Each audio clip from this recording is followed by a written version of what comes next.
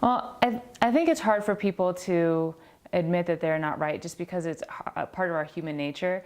And it's one of those things that we get a lot out of satisfaction, just something about our brains. I'm not a psychologist, but the need to be right is really strong with most people.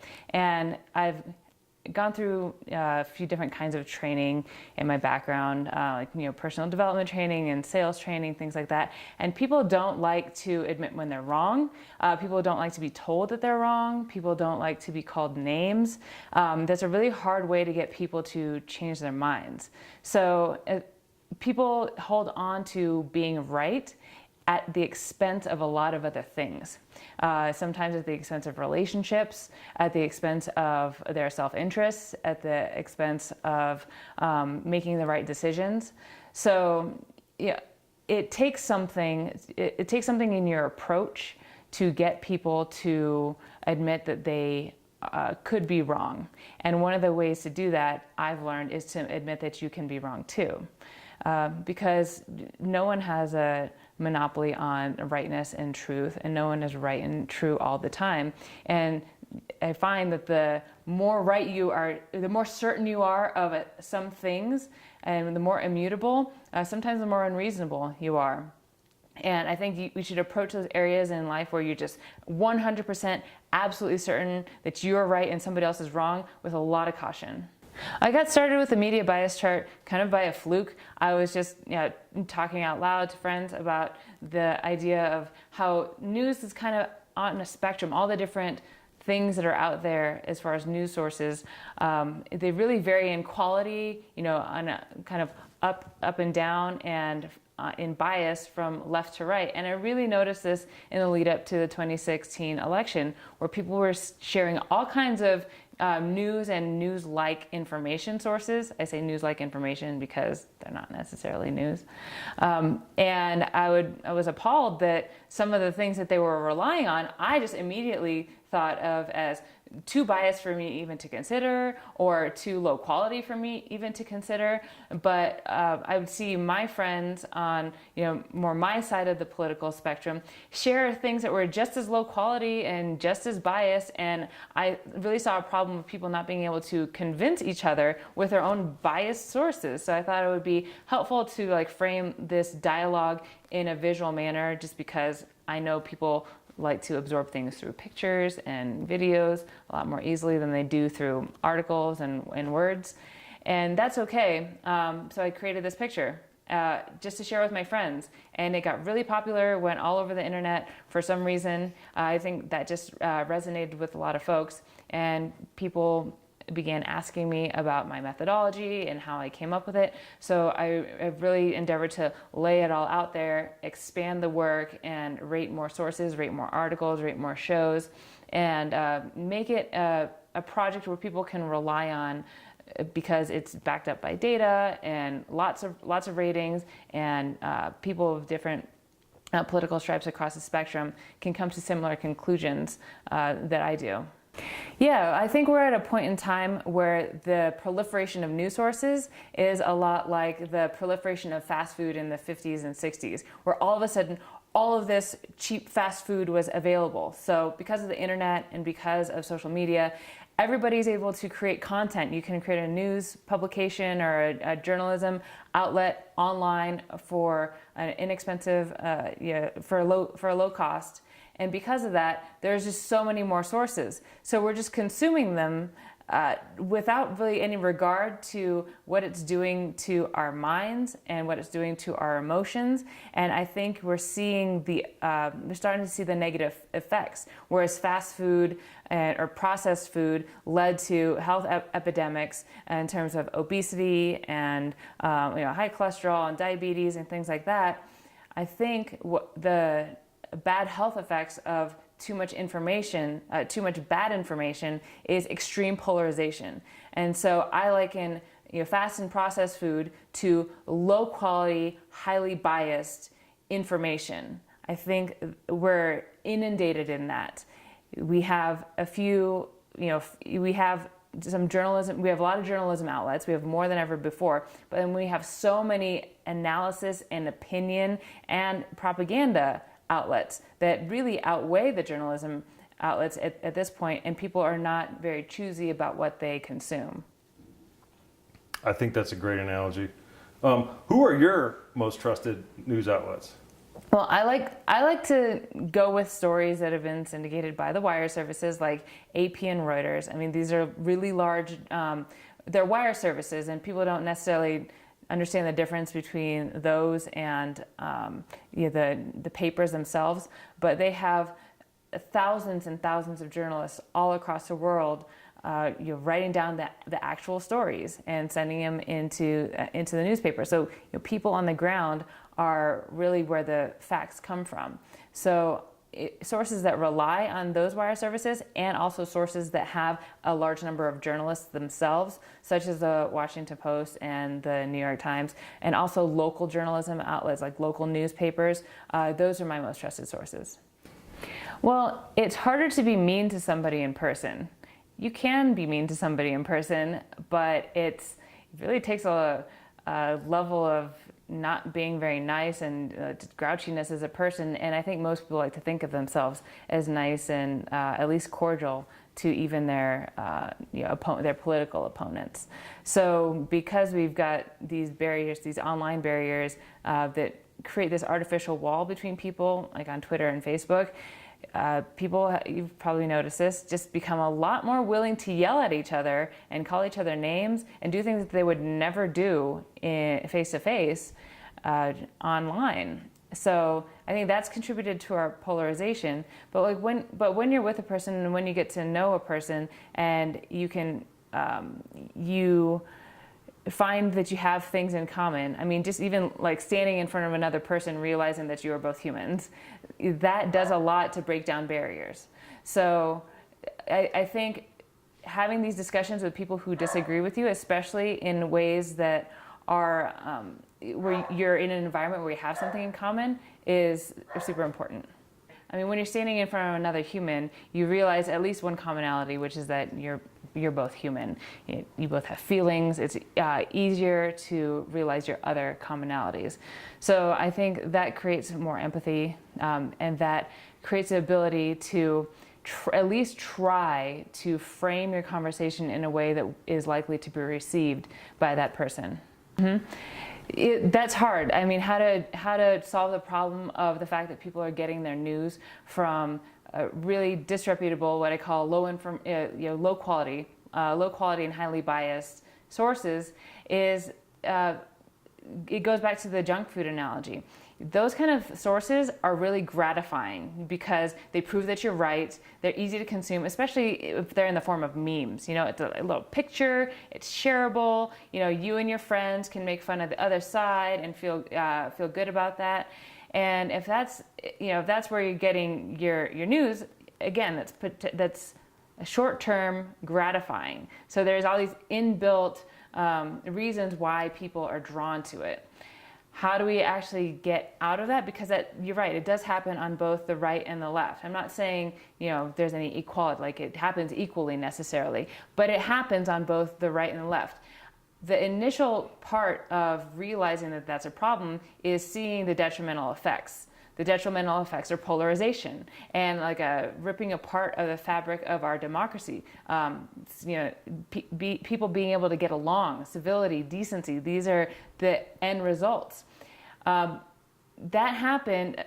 has happened with other things, like with fast food. People didn't realize that the things that they were consuming were bad for them. It's not always apparent, the detrimental effects of something, when it first comes out. People didn't realize cigarettes were so bad for them. But now it's just the most obvious thing in the world that cigarettes are terrible for you. And even if there are still people that smoke, none of those people think cigarettes are good for them. Like, they at least have the baseline knowledge that it's bad. So if we can at least get to that point where people realize, okay, I recognize that this is low quality, and I recognize that this is very biased. All right. Somebody owns everything, right? Whether it's a company or a government or a co-op or a nonprofit, somebody owns a news publication. Ownership itself is not determinative of what's published and not published.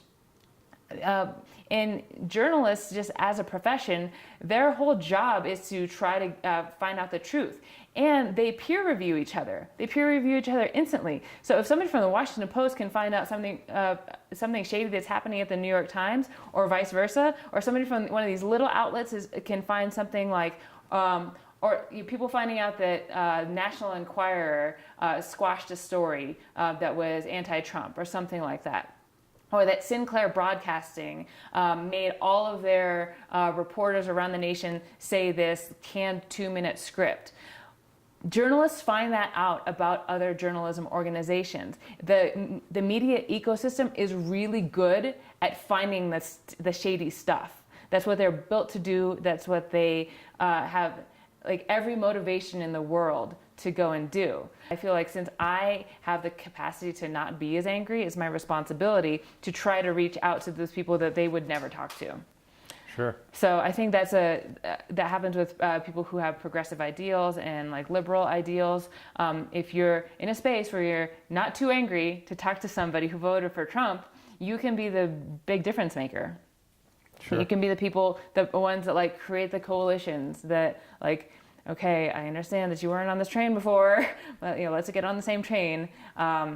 Sometimes when I find that progressives and liberals tend to yell at the people that get on their train for not getting on earlier.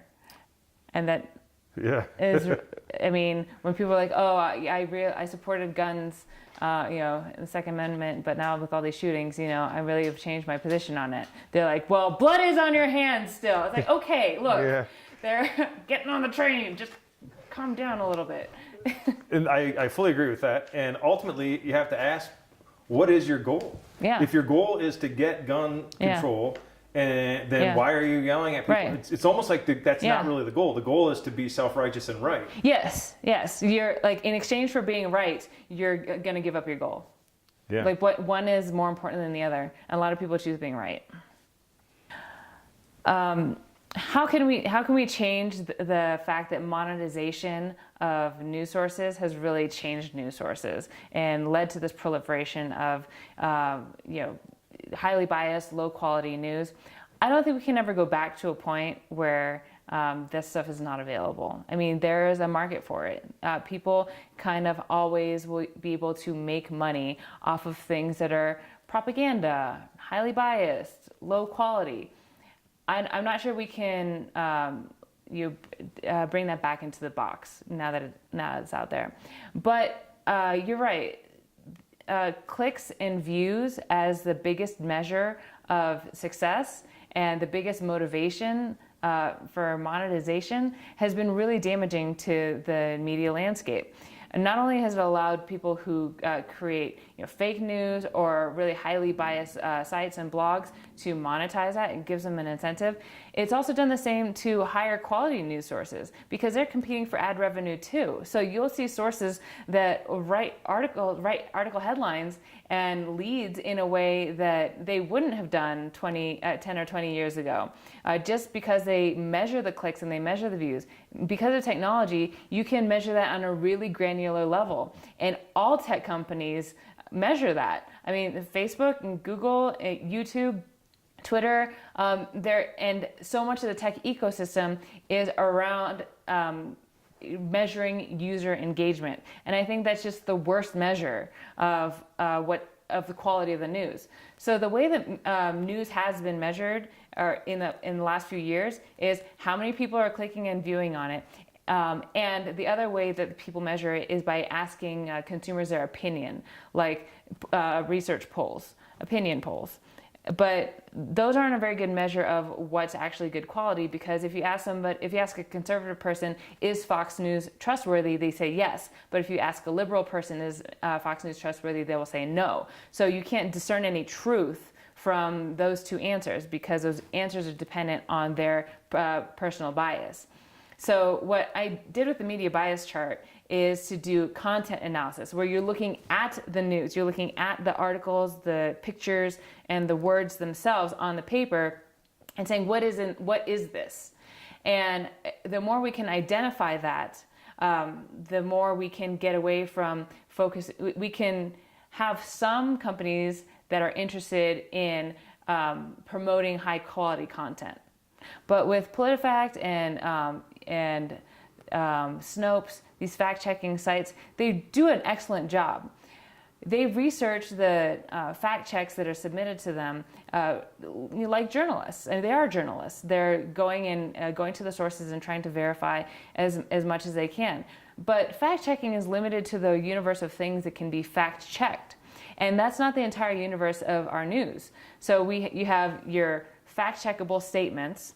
Then you have things that are analysis that are kind of based on facts. And then you have opinions that are just statements that are so broad that they cannot be verified or disproven. So a lot of our news that we consume right now is analysis and opinion. The vast majority of it is not even fact checkable because it's somebody's thought process.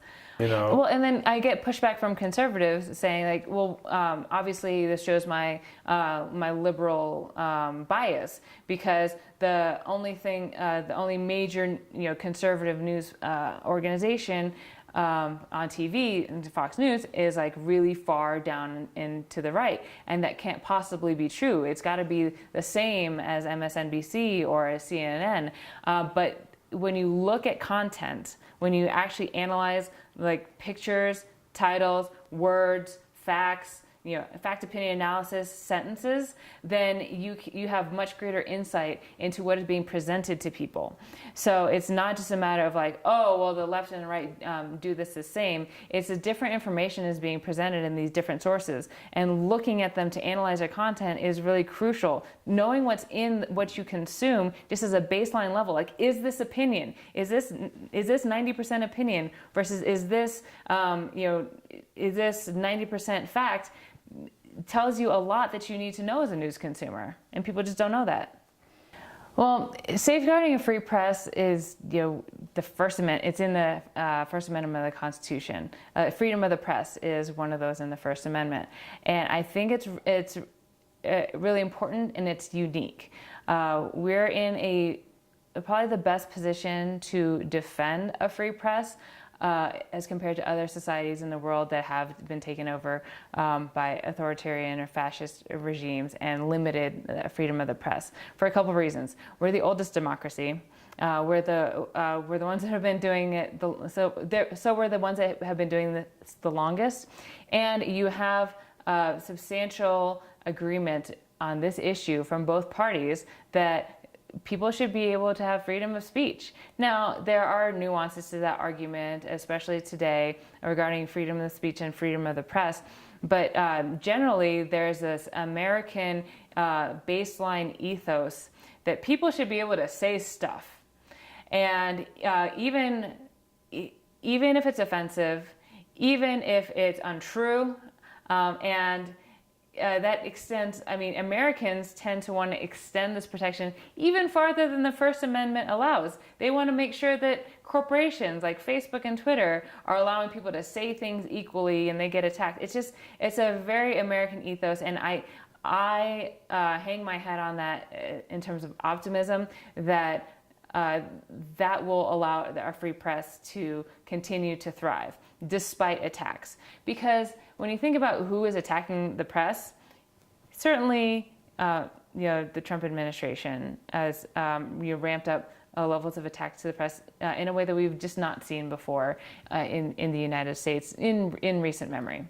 So I started Ad Fontes Media with a mission to make news consumers smarter and make the news media itself better. And that's a bold mission. But the term Ad Fontes means to the source in Latin. And that was a Renaissance era, a rallying cry. And it's happened at various points during history where people would say, let's go back to the actual text, like in the Reformation, for example. Let's look at what these words say so we can derive our purpose from that. And so that's what I want to do, is I want to analyze content in a way that's not been done before. Content analysis is hard to do because it's you're taking a thing that was created subjectively by a person, and millions of people with millions of different subjective opinions are looking at that same thing, and you're trying to categorize what it is. And on scales of like whether it's good or bad, defining that's difficult. Defining what constitutes what's biased, what's left, and what's right. That's a moving target as well. So it's difficult to do, but I think it's really worthwhile. Because it's like understanding what's in your food, like understanding what you're consuming. Is it fact? Is it analysis? Is it opinion? How biased is it, left and right? Because you kind of need all the things. You need facts and analysis and opinion. And bias is okay. Appropriate bias is okay. But if we don't understand what we're consuming, then we're really susceptible to influence. All of us are really susceptible to influence. So what I really hope to do is find a way to categorize news that gets broad agreement from reasonable people from both sides of the political spectrum.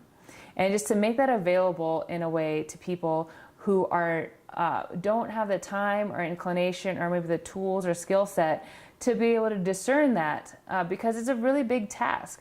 Like, going through all of the content that's out there is a really tough thing for most individuals to take on. And if they can have some kind of resource where they say, okay, as a baseline, I can look at this and kind of have guideposts, have a roadmap of like what comprises the media landscape. I can pick and choose what I want to consume from there, and I can make my own decisions. Everyone is telling you what to think, including my chart. It's telling you, this is what it is. But people have to be able to take in all of the media, all the things telling them what to think, and then come to their own conclusions themselves. That's what people do naturally. This is just another tool. This can be like a guidepost and guide marker in the middle of that landscape that I hope that people can rely on one day. So while we're in this period of being so deluged by all this information from experts and non-experts and everybody in between, that we don't know how to deal with it and we're experiencing detrimental effects from it, I think ultimately it will lead to an increase in peace and prosperity and cooperation, because more people are connected, more ideas are out there. The good ideas will win over bad ones over time, because they have in the past. I have an optimistic take on that. But I think that once we're just in this phase where we're learning how to deal with our information landscape, but once we can do that, we'll be much better off for this democratizing of information. So when people say, oh, no one's ever going to change their mind, they're just set in their ways. There's no convincing them of anything. That's absolutely false. And I think we can do that work to try to convince people, because we know it can be done. And if we find the better ways to do it, like doing it in person and doing it with kindness and empathy and compassion, we can get where we want to go. And I would imagine for like Better Angels, I looked at their site. They seem to draw from people who have like moderate positions, or at least people who are willing to admit that or change their positions based on new information. Even if you do have core liberal progressive values or core conservative, small government, socially conservative values, if you are presented with specific facts, new information, you can be like, okay. Those kind of folks seem to be the ones that are drawn into that fold. And I think that's like a big portion of America, honestly. It's just the quietest portion. Yeah, you're inherently picking out people who are biased to be, or whatever, who are willing to sit down and have an honest discussion with some. So you're not going to get the InfoWars people. Yeah. And in a way, I hate to say this, but they're kind of a lost cause. Yeah. I mean, you're just not. It's going to take. Some people are. Yeah. It's going to take a Herculean effort, and it's just not worth it. Yeah. You could try and get one of those to change their mind, or you could get 100 moderate rights to change their mind. Where do you want to put your time and energy? Yeah, exactly. But there are no moderate bumper stickers. No bumper stickers say, "I'm willing to change my mind based on new information." I should make those. Yeah, it's true. Yeah. All right, we've taken up enough of your time. All right. Thank well, you I really so enjoyed much. it. Thank you so much. Yeah. You mind if I take a picture of the setup? Yeah, and I'd love to get a picture with you and I Yeah. too for like Twitter and stuff. All right, I'm gonna let my little beagle in because he's hot and he's a friendly guy. Do you mind walking around? No, yeah.